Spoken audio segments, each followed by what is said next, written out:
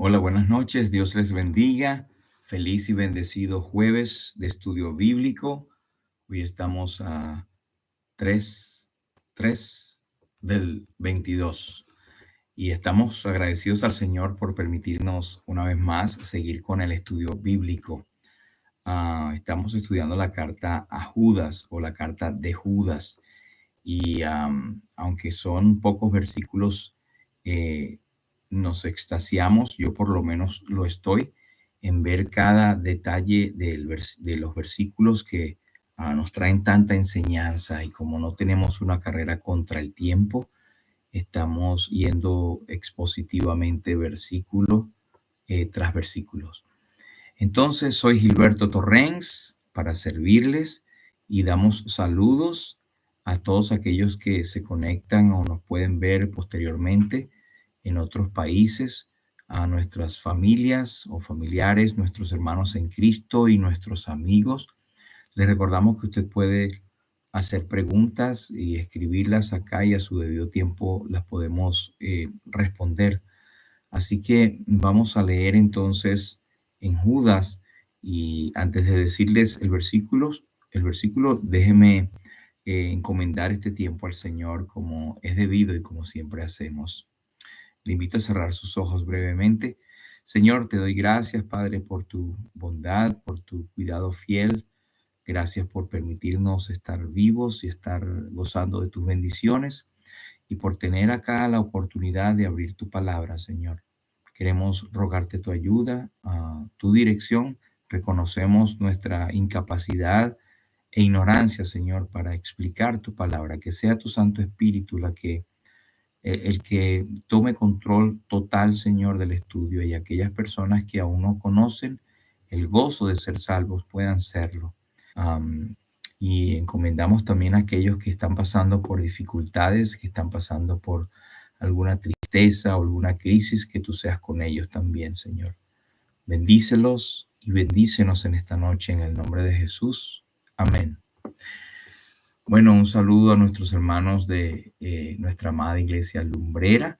Este estudio primeramente está diseñado para nuestros hermanos en la congregación de Lumbrera, pero también a todo el mundo que quiera también beneficiarse con nosotros de este estudio de la palabra. De Judas, versículo 5, dice así, hasta el versículo tal vez el 9. Mas quiero recordaros, ya que una vez lo habéis sabido, que el Señor, habiendo salvado al pueblo, sacándolo de Egipto, después destruyó a los que no creyeron. Y a los ángeles que no guardaron su dignidad, sino que abandonaron su propia morada, los ha guardado bajo oscuridad en prisiones eternas para el juicio del gran día, como Sodoma y Gomorra y las ciudades vecinas, las cuales de la misma manera que aquellos, habiendo fornicado e ido en pos de vicios contra naturaleza, fueron puestas, por ejemplo, sufriendo el castigo del fuego eterno. No obstante, de la misma manera, también estos soñadores mancillan la carne, rechazan la autoridad y blasfeman de las potestades superiores. Pero cuando el arcángel Miguel contendía con el diablo, disputando con él por el cuerpo de Moisés, no se atrevió a proferir juicio de maldición contra él, sino que dijo, el Señor te reprenda. Hasta aquí, esperando que el Señor bendiga su palabra. Um, la vez pasada nosotros quedamos hablando del versículo 6 de aquellos ángeles que no guardaron su dignidad y citamos algunas versiones para tratar de entender qué quería decir no guardar su dignidad, qué pasó con ellos. Y en una versión decía que no conservaron su señorío, otra versión decía abandonar en un lugar de autoridad, era que no supieron conservar su condición privilegiada. Yo trataba de darles algunas de las explicaciones que los comentaristas tienden a dar. Una de ellas es que estos ángeles eh, sencillamente lo están conectando con Génesis capítulo 6 para decir que no guardar su dignidad era sinónimo de que ellos vieron la hermosura de los hijos de los hombres, de las hijas, de los hombres y descendieron al mundo, procrearon y se unieron, valga la redundancia, en unión carnal con las mujeres, las hijas de los hombres. Y eh, yo decía que, bueno, no creía en esa parte, pero simplemente la expongo porque hay muchos buenos comentaristas que la hablan. Entonces dice que esa unión sobre o contra natura nacieron gigantes, los cuales fueron varones de renombre, como decíamos, como dice allá en Génesis capítulo 6. Am, y entonces, basado en que la palabra gigante en hebreo es refidim, caídos, entonces das fuerza a la interpretación de que son ángeles caídos. Pero decía, comentaba que no deberíamos nosotros estar pensando en tantas tradiciones, digo yo, que no cuadraba o por lo menos a mí no me parece que esta es la interpretación de que los ángeles que no guardaron su dignidad fue que tomaron forma de cuerpo y vinieron a convivir con las mortales. Eh, Eso lo hablamos el estudio pasado, pero hay varias cosas que a nosotros nos llama la atención personalmente. Es que, ¿cómo es posible que se le esté asignando a los ángeles que son asexuales el que caigan en tentación de venir a la tierra, despertando sentimientos carnales cuando son seres angelicales que no fueron creados bajo ese orden? Dos, cuesta trabajo creer que los ángeles, estando en una posición elevada de gloria, eternos, con muchos poderes, decidan bajar a tomar forma humana, expuesto a enfermedades, expuesto a la muerte y descendiendo sencillamente de un lugar de gloria a un lugar de maldición. Y tercero, decir que eso ocurrió sería concederles la gracia que hubo más bien en el Señor Jesucristo, el cual siendo en forma de Dios, no estimó el ser igual a Dios como cosa que aferrarse. Entonces él sí se despojó de su gloria para venir a tomar forma humana, forma de su criatura, los mortales. Y esto sí es la kenosis, descender hacia las partes más bajas de la tierra, descender hacia la humillación para podernos salvar. Entonces, de alguna manera es ponerle esta gracia también a los ángeles, que dice la Biblia que pecaron. Y como pecaron, no es precisamente para descender de una calidad de creación mayor a una menor o inferior, sino que sencillamente ellos no guardaron su dignidad. Entonces, por esas razones, eh, por lo menos yo no pienso que sea esta la interpretación de que los ángeles no guardaron su dignidad, es que vinieron a procrear con la humanidad, con las hijas de los hombres. Hay otra razón, es que porque esperaron casi 1000 años, que es donde se desarrolla el hecho de Génesis 6, para venir a descender a tomar mujer o mujeres. ¿Por qué no lo hicieron con Eva, por ejemplo? Porque no se nota nada de eso. Y lo otro, que ellos procrearon gigantes, y quiere decir que cuando vemos un gigante fue procreado por un ángel, y había gigantes antes de esa situación de Génesis 6.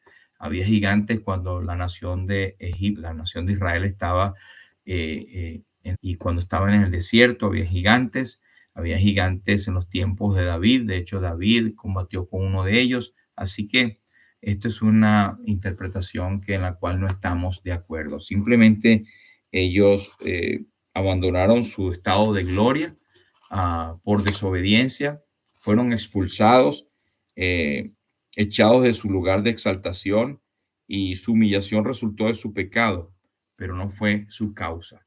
Así que eso lo hablamos y quería aclarar ese punto acerca del versículo 6. Ahora, ¿qué acerca del versículo 7? Dice, como Sodoma y Gomorra y las ciudades vecinas, las cuales de la misma manera que aquellos, habiendo fornicado e ido en pos de vicios contra naturaleza, fueron puestas, por ejemplo, sufriendo el castigo del fuego eterno.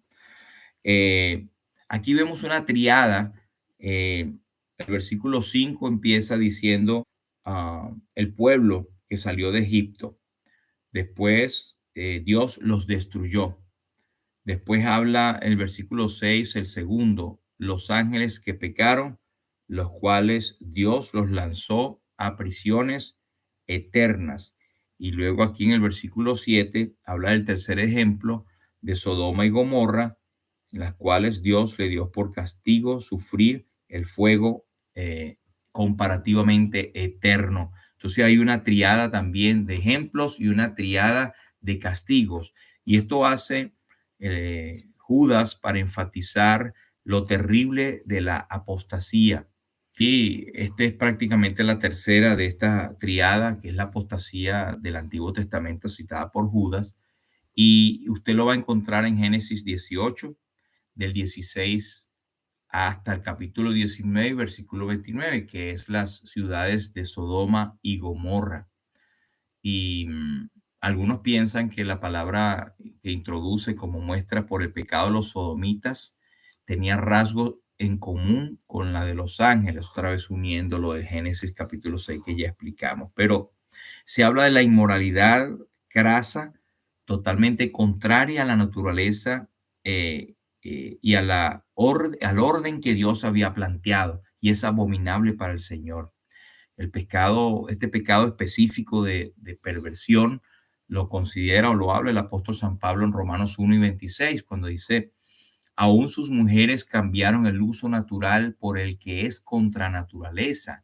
Y de igual manera, también los hombres, dejando el uso natural de la mujer, se encendieron en sus deseos lascivos los unos hacia los otros, cometiendo hechos vergonzosos hombres con hombres y recibiendo en sí mismos la retribución debida a su extravío. Y es por eso que hoy en día también se habla de la homosexualidad como la sodomía o el pecado de la sodomía, así lo menciona la Biblia. Y en Romanos también lo menciona como pecado. Pero los hombres de Sodoma, Gomorra, Adma y Seboín, que también son ciudades que se mencionan en estos capítulos que mencioné de Génesis, del capítulo 16 hasta el 19, estaban grandemente adictos a la homosexualidad y el pecado descrito aquí como habiendo ido en pos de carne diferente, como lo dice la Reina Valera del 77, significando que es totalmente contrario al orden natural que Dios había establecido. Ahora, es tal vez mera coincidencia que muchos apóstatas de nuestros días se encuentren, y usted puede ver muchos religiosos también como liderando movimientos en campaña para la legalización de estos que claramente la Biblia lo llama pecado y que tengan lugar entre adultos que se inconscienten.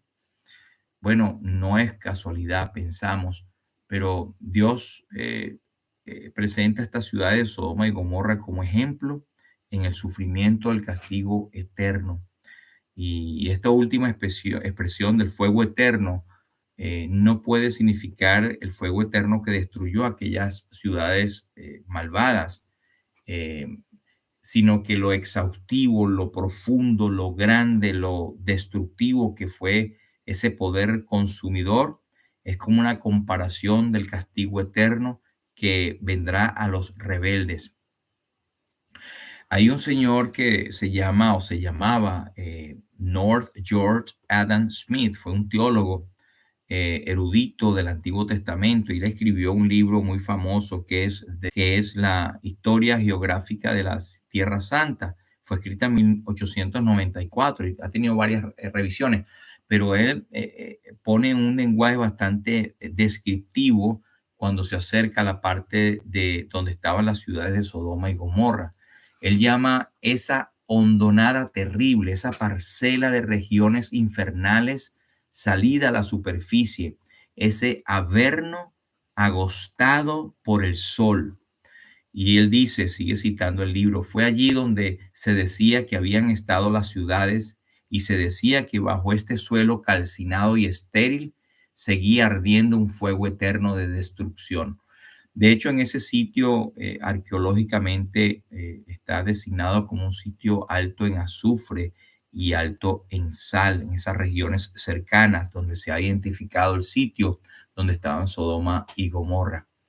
Así pues, Judas recuerda a estos seres rebeldes el destino de aquellos que en los tiempos pasados desafiaron la ley moral de Dios. Y entonces es razonable suponer que lo que Judas denuncia también habían descendido a la sodomía, estos apóstatas, y estaban pervirtiendo la gracia de Dios para justificarla. Y Judas insiste en que deberían recordar que el pecado y el juicio van juntos, van de la mano, y que deberían de arrepentirse antes que fuera demasiado tarde. Versículo 8.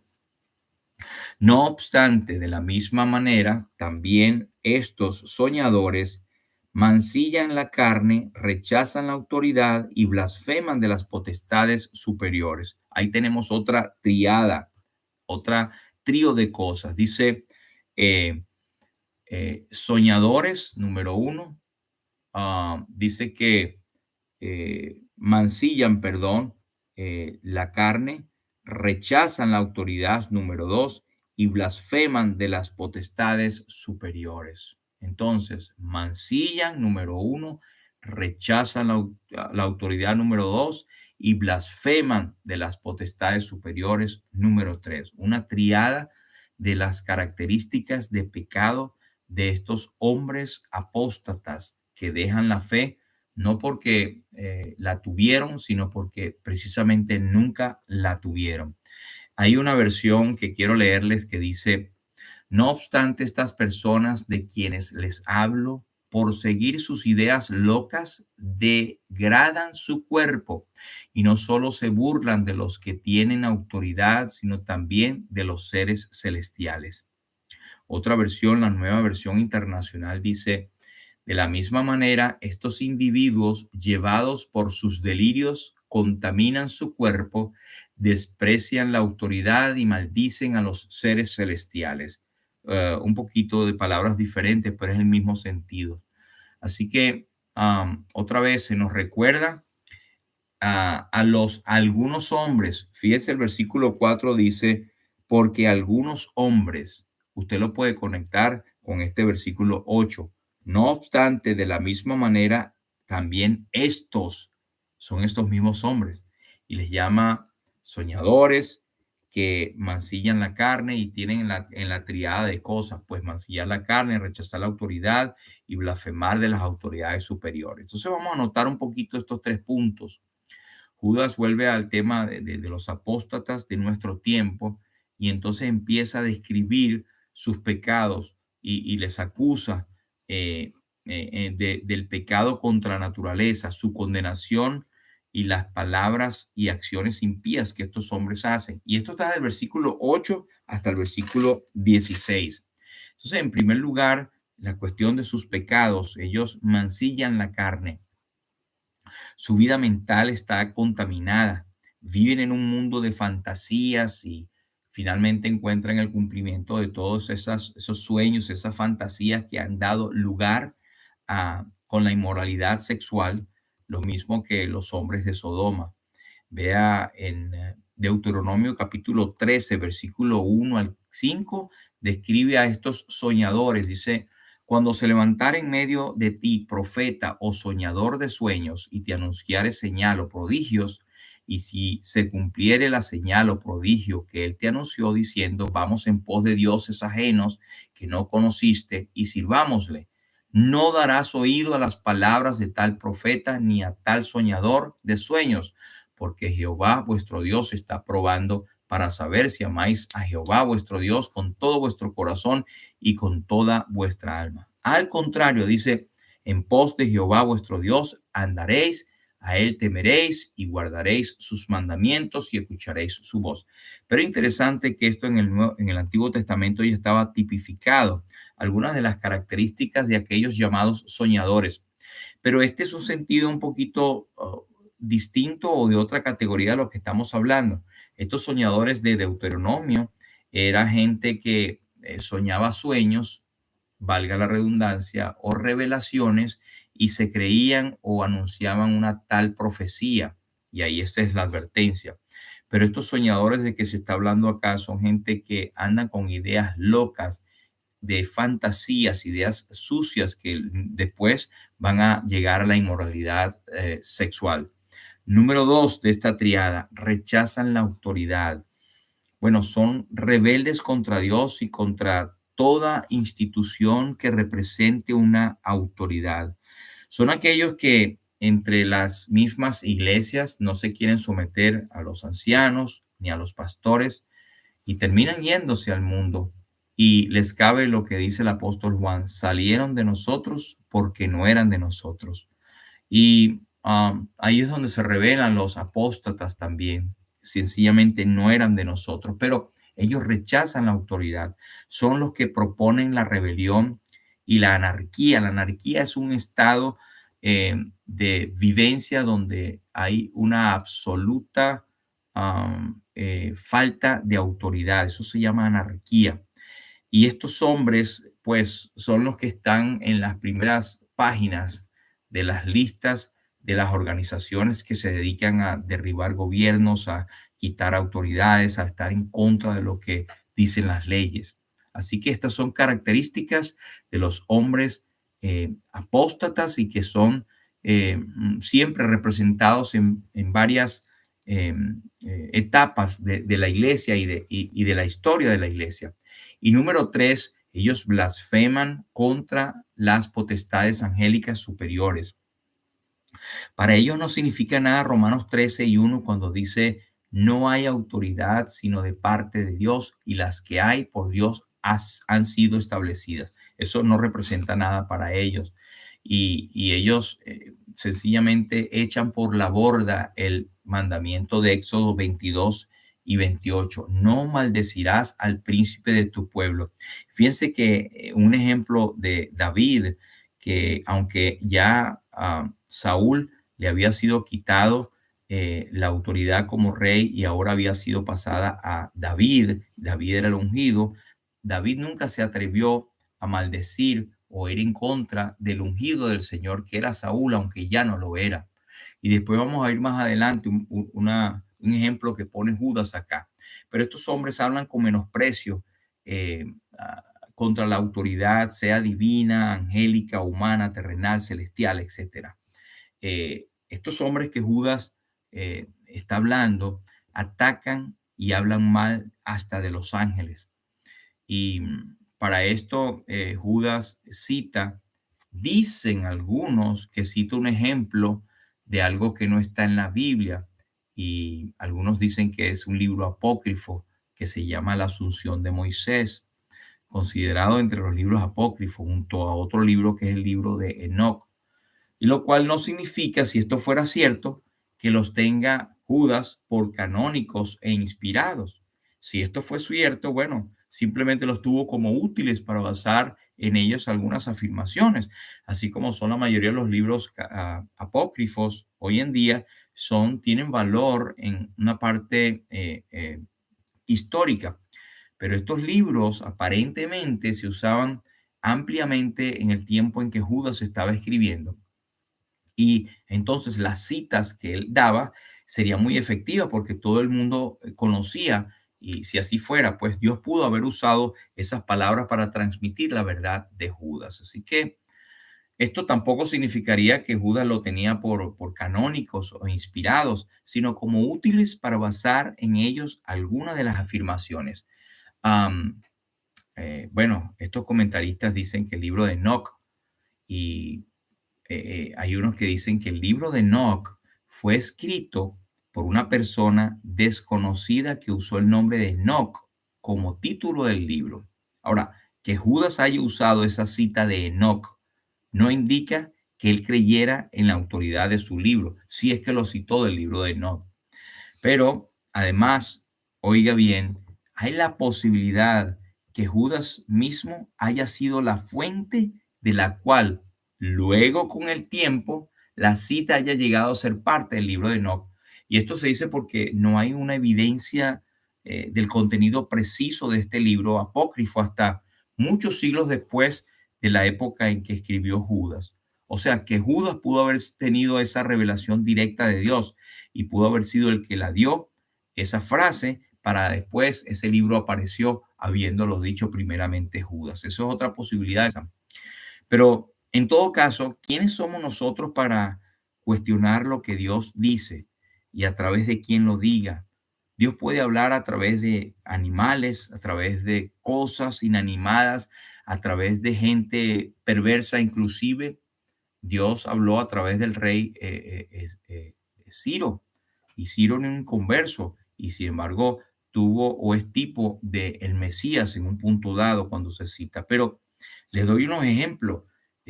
Si queremos discutir que si él lo tomó de un libro apócrifo o de varios libros apócrifos, pues eh, cuando estuvo en número 22, Balaam, que no quería maldecir al pueblo de Israel y estaba montada sobre su asna, pues Dios hizo hablar a aquella asna.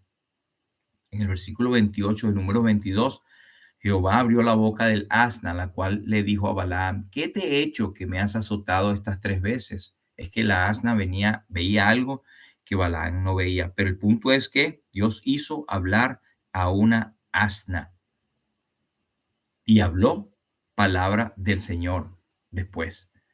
Am, pues en Lucas 19:40, cuando el Señor viene entrando en la entrada triunfal en Jerusalén, muchos le aclamaban. Entonces los principales sacerdotes y los escribas celosos y envidiosos dijeron: Maestro, mándalos a callar. El Señor Jesucristo dijo: de cierto os digo que si estos callaran, las piedras clamarían. Claro, no estoy diciendo que las piedras clamaron, pero una posibilidad: si nadie hablaba o si los hacían callar, las piedras podrían clamar. Bueno, de hecho, el Salmo 19, aunque sea en forma hermosamente figurativa, dice: los cielos cuentan la gloria de Dios y el firmamento anuncia la obra de sus manos. Entonces hay una conversación, un decir, una revelación en cosas que para nosotros son inanimadas. Juan capítulo 11, versículo 50, usted sabe quién fue Caifás, ¿verdad? Uno que hizo complot para matar a Jesús, uno de los sacerdotes que estaban como sepulcros blanqueados, hipócritas de aquel entonces. Pero dice el versículo 47 de Juan 11, entonces los principales sacerdotes y los fariseos reunieron el concilio y dijeron: ¿qué haremos? Porque este hombre hace muchas señales. Entonces Caifás, uno de ellos, sumo sacerdote aquel año, dijo: vosotros no sabéis nada, ni pensáis que nos conviene que un hombre muera por el pueblo y no que toda la nación perezca. Esto fue una profecía.